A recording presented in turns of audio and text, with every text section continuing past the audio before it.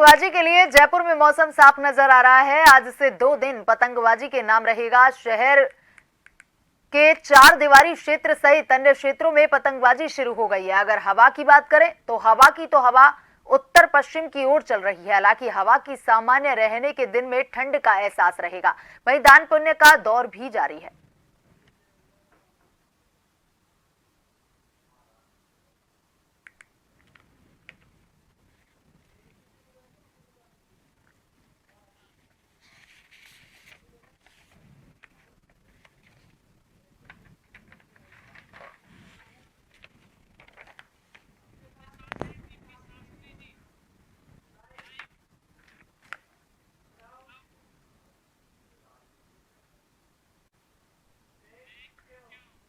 और मकर संक्रांति के खास पर्व को लेकर हमारे साथ जुड़ चुके हैं डीपी शास्त्री। पंडित जी, आज मकर संक्रांति का पर्व मनाया जा रहा है, क्या कुछ आज खास रहने वाला है? क्या कुछ दान पुण्य का आज महत्व? देखिए, बहुत सारी शुभकामना देशवासियों के सनातन परंपरा के जो मकर संक्रांति के महापर्व को मनाते हैं। बल्कि मकर संक्रांति कल है, आज संक्रांति नहीं है। सूर्य की जो चेंजिंग हाउस होता है, सूर्य जब राशि परिवर्तन करते हैं तभी संक्रांति मनाने का विधान है। आज सूर्य जो है सायंकालीन जो प्रवेश कर रहे हैं, तो हम जब प्रवेश करते हैं सूर्य तभी संक्रांति मनाते हैं। बल्कि पुण्य काल माना गया है, स्नान ध्यान माना गया है। इसमें सबसे बड़ी चीज होती है गंगा या तीर्थों में स्नान करना या कहीं जलाशय पे स्नान करना, जो पुण्य काल में स्नान लिया गया है। तो पुण्य काल का स्नान कल मनाया जाएगा। संक्रांति भी कल ही मनाई जाएगी। बल्कि परंपरागत कुछ लोग हैं जो 13 को लोहड़ी और 14 को संक्रांति मान के बैठे हैं और उसी से वो लोग चलते रहते हैं। तो हम तो यही कहेंगे कि संक्रांति कल मनाएं। संक्रांति में क्या करें क्या ना करें। संक्रांति में एक यज्ञोपवीत है जो ब्राह्मण क्षत्रिय वेश धारण करते हैं, बदलते हैं। भगवान सूर्य जब अपने पुत्र के घर में मकर राशि में शनि के घर में प्रवेश करते हैं तो मांगलिक उत्सव शुरू हो जाता है। जितना भी मंगल कार्य 1 महीना से रुका हुआ है सब प्रारंभ हो जाता है संक्रांति के बाद। इसको कहीं पोंगल भी भाषा में कहा के मनाया जाता है। आप कभी देखें पूर्वोत्तर क्षेत्र में गंगा सागर में महास्नान करने का विधान है, तीर्थों का भी स्नान करने का विधान है, नवीन वस्त्र का दान इत्यादि करने का विधान है। इसमें दरिद्र नारायण की सेवा की जाती है। गरीब तबके के लोग जो हैं कहीं भी हैं उनको वस्त्र दान दिया जाता है, अन्न दान दिया जाता है। और इसमें खिचड़ी का महत्व दिया गया है। खिचड़ी बना करके हम लोग जो है भगवान को भोग लगाते हैं, श्री नारायण को अर्पण करके वो महाप्रसाद जो है सबको खिलाया जाता है। घर हो, परिवार हो या भंडारा टाइप के हो, लंगर हो, दिवालय हो, शिवालय हो, सब जगह जो है इस प्रसाद को वितरण किया जाता है। ये संक्रांति की महिमा लिया गया है। बल्कि एक खास चीज ये है कि पिता पुत्र का जो मिलन है पूरे साल में 2 ही महीना होता है। मकर में सूर्य रहते हैं और कुंभ में रहते हैं। ये दोनों महीना मांगलिक कार्य से लेकर के शादी विवाह उत्सव सब शुरू हो जाता है। ये संक्रांति आने के बाद ही सब शुरू होता है। धनु का संक्रांति का यम का दोष लिया गया है।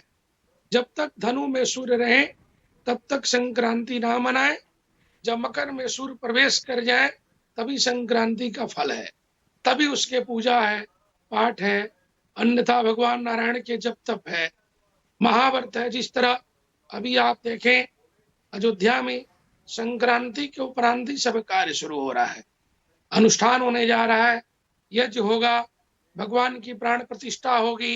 ये सब संक्रांति का इंतजार हो रहा था कि मकर में सूर्य आए ताकि मांगलिक कार्य प्रारंभ किया जाए।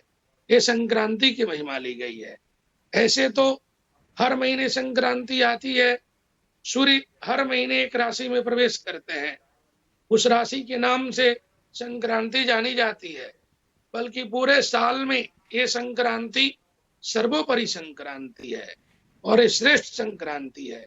इसी संक्रांति का इंतजार महाभारत काल में भीष्म पितामह बाण के सैया पे करते रहे कि मकर में सूर्य आए तो मैं अपने प्राण को छोड़ूं।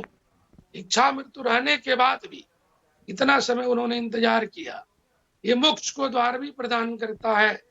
ये 6 महीना जो भगवान सूर्य उत्तरायण रहेंगे, उत्तरायण में किया गया धर्म पुण्य कार्य सब में सफलता की प्राप्ति होती है। ऐसे तो दक्षिणायन में भी कार्य होता है, लेकिन उत्तरायण सूर्य को श्रेष्ठ माना गया है। ये संक्रांति से जुड़ा हुआ है। जी पंडित जी देखिए, मानते हैं कि आज मकर संक्रांति के दिन ही काफी शुभ कार्य हुए थे, और अगर देखा जाए तो आज के दिन कहते हैं कि माता यशोदा ने भी भगवान श्री कृष्ण को प्राप्त करने के लिए आज ही के दिन व्रत रखा था। और ये भी कहते हैं कि आज ही के दिन गंगा जी जो है वो भागीरथी जी के साथ होकर और कपिल मुनि के आश्रम से होते हुए सागर में मिल गई थी। तो ये बातें जो है वो कहाँ तक सच है, और आज ऐसा क्या किया जाए जिससे कि सूर्य देव को खुश किया जा सके? देखिए, जगत के पिता हैं, सूर्य को लिया गया है ऋषि। परंपरा में हम देखें तो कश्यप ऋषि के सब देवता संतान है, असुर भी कश्यप के ही संतान है। माता हमारी दिति अदिति दोनों हैं। एक अदिति के संतान देवता है, अदिति के संतान सब संसार में दैत्य है। माँ यशोदा ने व्रत किया। माँ यशोदा बहुत व्रत किए, ऐसे नहीं कि बहुत सारा एक ही व्रत किया हो। ऋषि गर्गाचार्य जी के आशीर्वाद से, उनके कुल पुरोहित थे, उनके योग मार्ग दिया हुआ जो भी तीर्थ था, व्रत था, नियम था, सबको पालन करती रही, तब भगवान कृष्ण को प्राप्ति की थी। और रही बात गंगा को, गंगा अवतरण दिवस जो है सो हम लोग जो मनाते हैं वो वैशाख महीना में और ज्येष्ठ महीना में उसका गंगा दशहरा लिया गया है। उसी काल में आता है, दशहरा तिथि को मनाया जाता है गंगा दशहरा। लेकिन गंगा का प्रक्रिया पहले शुरू हो गया था। ऋषि भागीरथी ने तपस्या जो दक्षिणायन में शुरू किए थे, उत्तरायण में मकर संक्रांति में भगवान शिव और सूर्य के आशीर्वाद से उन्होंने गंगा पे अपने जीवन का कार्य सफल करने के लिए, अपने पितरों को उद्धार करने के लिए, जो उनके 60,000 पितर जो है सो राख के रूप में पड़े थे, उनको गति देने के लिए आज के दिन संक्रांति के दिन मकर के सूर्य में उनको आशीर्वाद प्राप्त हो चुका था। ऋषि कपिल मुनि का जो आश्रम था वहां गंगा गई, और गंगा जहां जहां गई, कैसे गंगा गई, जहां जहां भागीरथी जी अपने मार्ग से चलते रहे और गंगा उनके पीछे चलती रही। आप कभी उत्तराखंड में देखें तो कई सारी नदियों का एक समूह है जो गंगा के रूप में बना है। उनको माँ गंगा भी कहते हैं, कहीं भागीरथी कहते हैं, कहीं अलकनंदा कहते हैं। ये सब एक समूह रूप में एकत्रित हुई हैं। लेकिन गोमुख में गंगा जो निकली है, गोमुख से गंगोत्री और गंगोत्री से उनका स्थान पृथ्वी पे जो आया वो मकर संक्रांति के बाद ही आया था। ये बिल्कुल सत्य बात है। लेकिन गंगा दशहरा के रूप में इनको पूजा गया। हम विशेष रूप से आज बात करें तो आज इंद्र का इंद्रासन भी छीन गया था असुरों के द्वारा।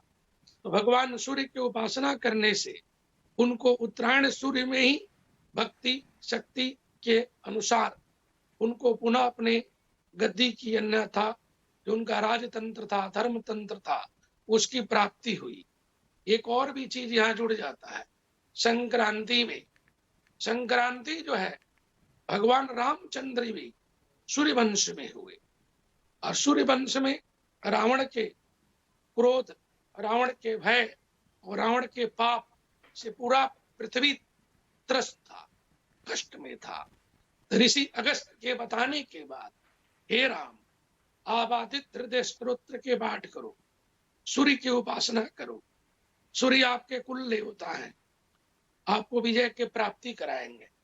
तो राजा रामचंद्र भी हमारे परमपिता परमेश्वर, जिनका जय जयकार पूरे विश्व में आज हो रहा है, होता भी रहा है और आगे होगा भी, क्योंकि अयोध्या पवन भूमि आप देख रही हैं सरयू के तट पे, जिनका आज मंदिर का प्राण प्रतिष्ठा का कार्य मकर संक्रांति के दिन से प्रारंभ शुरू हो जा रहा है और 22 को भगवान बैठे।